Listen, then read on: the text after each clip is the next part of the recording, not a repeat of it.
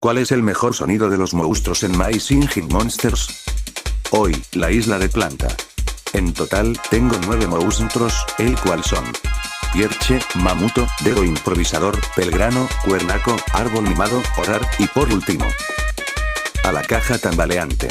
De hecho voy a elegir a Orar, debido a su melodía muy perfecta y además combina con otros monstruos, solo escuchen chicos y chicas.